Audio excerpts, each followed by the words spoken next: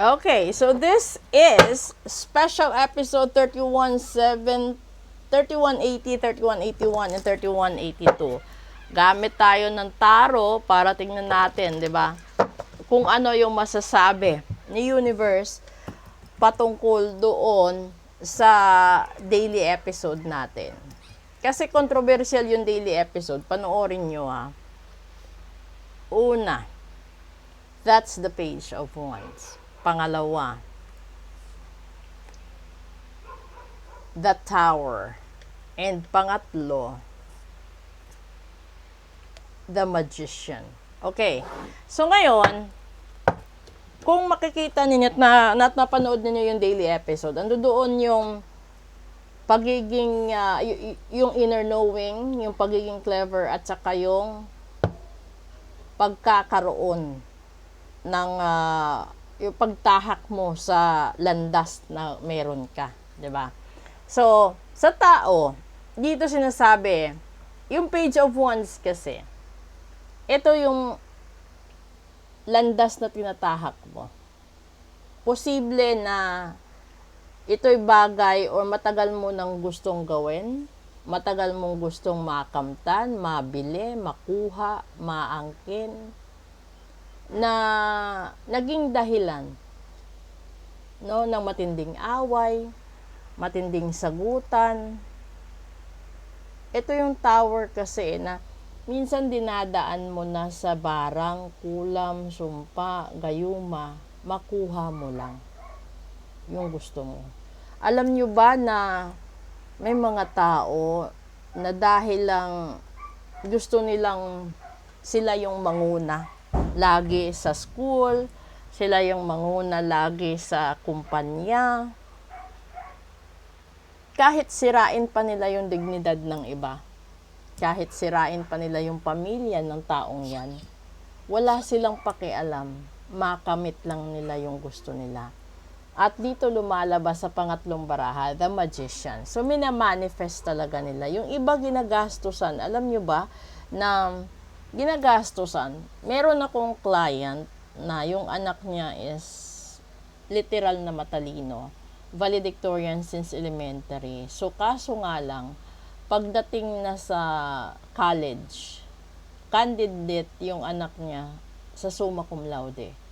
Kaso yung kalaban na kandidata or kandidato sa paaralan is mas mayaman, and then hindi na nila kayang i-gamble na maging magna cum laude yung anak nila dahil nailabas na nila sa publiko na magiging summa cum laude. So, ibig sabihin, pinangunahan nila yon at ginawa nila doon, sinuhulan nila lahat na kaya nilang suhulan para maging magna cum laude, ay maging summa cum laude. Yung ginawa, para hindi siya makapasa yung summa cum laude, binigyan nila ng sakit. Pinabarang nila para magkaroon ng absences, lahat-lahat. Ngayon, na-sense ito ng magulang ng bata. Sa first week talaga ng bata na hindi nakapasok, worried na yung magulang. Kaya pinatignan sa doktor, pinatignan din sa akin. Doon lumabas na binarang yung bata para hindi siya maging summa cum laude, at yung lumabas doon, yung kalaban niya. Pinagamot ng bata pinagamot ng magulang yung bata sa akin. Nung nakaraang linggo lang lumabas yung katotohanan na nagsuhol sila sa loob para mangyari yung gusto nila. And nabuking po sila. Ngayon, yung bata, kahit isang linggo siyang na-absent siya, excuse siya kasi kumpleto sa medical records and medical certificate. Humahabol yung bata sa na-miss niya isang linggong klase at nagkakaroon ng makeup classes. So, ranking na summa cum laude yung bata, na hold ng magulang. So, ito yun, di ba? Kung ikaw yung tipo ng tao, alam nyo kasi, kahit sa kumpanya, kahit gaano ka katalino, gaano ka kadiskarte, kahit malaki pa yung revenues na dala mo sa kumpanya, hindi ka mare-recognize kung ang kalaban mo ay sip-sip. Totoo yun. Sabihin man natin na matagal ka na sa kumpanya. 'Di ba? Tapat ka sa boss mo, sa lahat. Mabait ka. Hindi man lang ma-recognize, 'di ba? Pero yung mga once, twice na mga nagawang kabutihan ng empleyado, minsan full-fledged pang binibigyan ng bonus. Yung totoong naghirap, hindi nabibigyan ng rewards. Ito yun, dahil dito sa kalagitnaan, the tower. So, ito yung mga tao na hindi mo kasundo, mga tao na hindi mo rin alam kung galit sa'yo o inggit sa'yo or naiinis sa'yo or kalimitan kasi this is a competition situation. It's either karibal mo sa pag-ibig or karibal mo sa trabaho o kakumpetensya mo sa negosyo or kalaban mo sa kaso. Sa agawan ng mana, sa agawan ng atensyon sa magulang. Kasi minsan magkakapatid may ganun din eh. Yung hatian nga lang sa bahay, pinag-aawayan, di ba? So, ito yun. Kung paano mo tahakin ang daan nang dapat sigurado ka na maiiwasan mo itong mga gulo at itong mga tao na gumagawa ng hindi maganda sa buhay-buhay mo. So, kung ikaw yung nandoon ngayon sa sitwasyon at dumaan ito sa FYP mo, at nasa sitwasyon ka na taghirap sa pera, taghirap sa pera, sakitin ka, yung wala kang trabaho, natanggal ka sa trabaho, nalugi negosyo mo, na-scam ka, na-bankrupt ka, niloko ka, no? Lahat-lahat. Kapag meron kang ganun, iparitual mo kasi papunta na tayo mamaya sa First Tuesday vibration. So, kung ayaw mo ulit na gawan ka ng magic ng kalaban mo, kakumpetensya mo, or karibal mo, or kaagaw mo, di ba?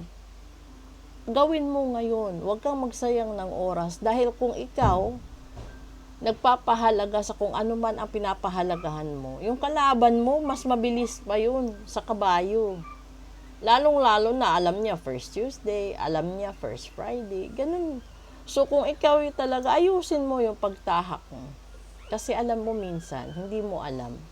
Yung kalaban mo, hindi lang natural na mambabarang. Minsan, kalahati aswang. Minsan, kalahati engkanto. Yun, may mga ganun. Akala nyo hindi totoo yun. Totoo yun, ma'am. Totoo yung engkanto, totoo yung aswang, totoo yung barang, totoo lahat. Yun nga lang, panoorin nyo yung healthy reading ko. Kasi may deception doon eh. Nililin lang kayo para hindi kayo magpagamot. Nililin lang kayo para hindi kayo gumaling. Ganon ang mga tao. Kapag nandun kayo sa punto na gusto nyo magpagamot, pero parang nagdadalawang isip kayo at nanghihinayang kayo, dahil yun sa panlilin lang na ginagawa ng nagbarang sa inyo or nagkulam sa inyo. At yung kulam, uulitin ko, pwedeng mamanahin mo galing sa lolo-lola mo or magulang mo. So, posibleng kulam ng pera, kulam sa pag-ibig. Ganun din yung sumpa. Sumpa sa pera, sumpa sa pag-ibig. Ang dami. Pero yung pinakadelikado doon is yung gayuma. Kapag hindi mo tinanggal ng maaga, patagal ng patagal, palalim ng palalim, yung diferensya, yung sugat at yung damages na magagawa ng mga tao na nanira sa inyo. Okay? Proceed tayo sa next episode natin. Diretso na tayo sa dark and light side kasi naka-upload na tayo ng English episode natin. Maraming salamat po.